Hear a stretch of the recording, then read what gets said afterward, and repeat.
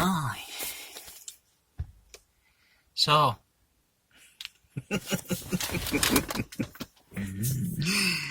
The moon landings. Oh, look, I'll just. Oh. Get myself strapped in. Get ready. Strapped in and that.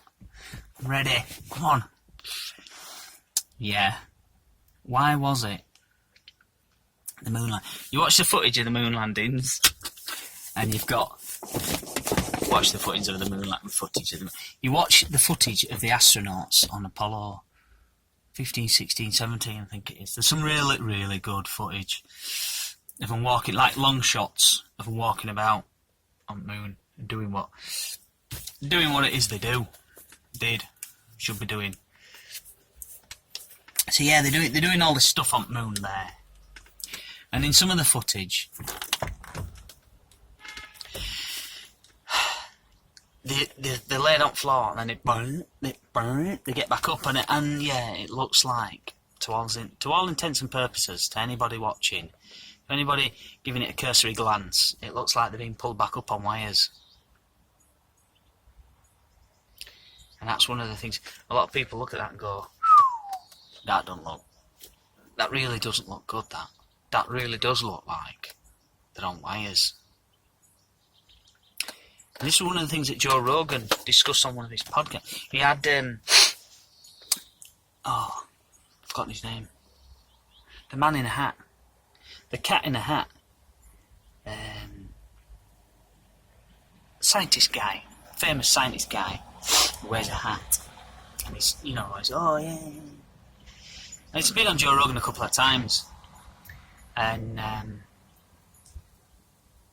Joe Rogan saying, yeah, look at that.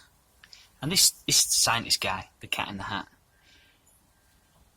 he's just like giving Joe Rogan the piss, saying, "Oh, but you've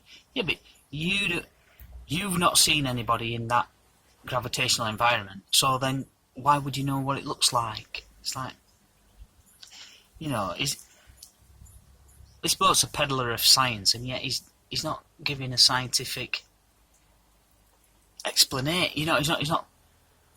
By the numbers laying it out for Joe Rogan. Good old Joe. Good old meathead Joe Rogan. And I can't remember this bloke's name, it's doing me head in. But anyway, so the men on the moon, looking like they're on wires. What the fuck? What's the explanation for that? Well, the explanation is, as I understand it, it's to do with weight and mass.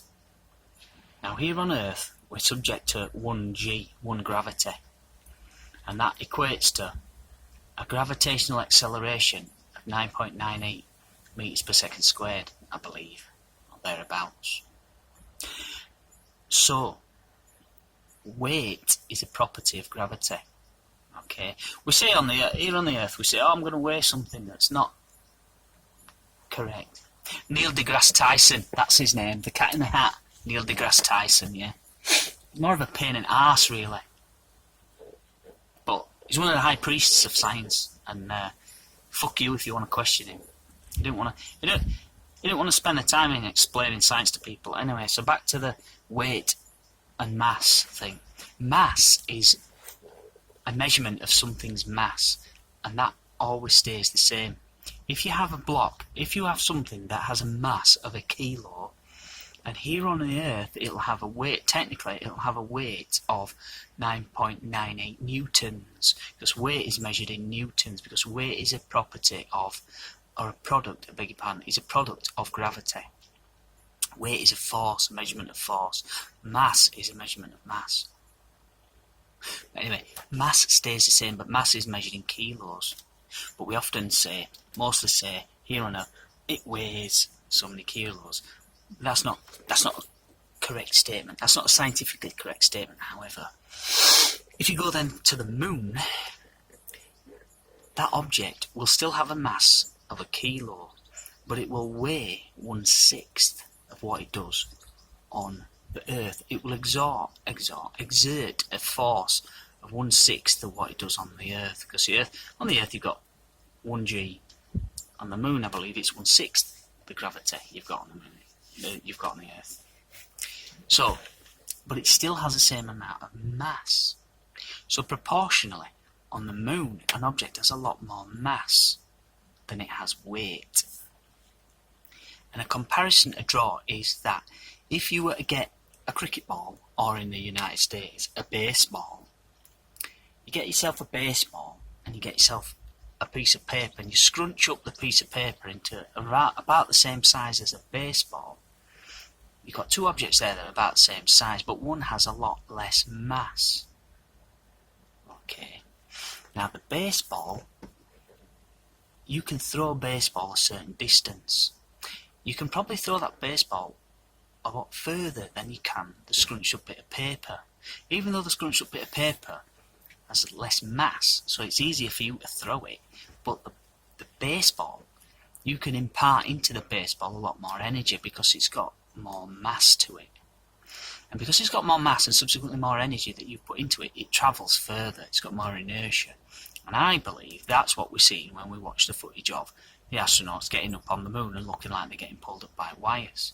But on the moon, they've got the same mass, but they've got a lot less weight. So the initial apparent effort that's put into moving and making them move initially translates to a lot more, I think it's inertia. But anyway, you've put a lot more energy into it proportionally than you would on Earth. And so they keep moving a lot further than they would by comparison on Earth. And as I say, to the casual observer, it looks like they're just being pulled back up on wires.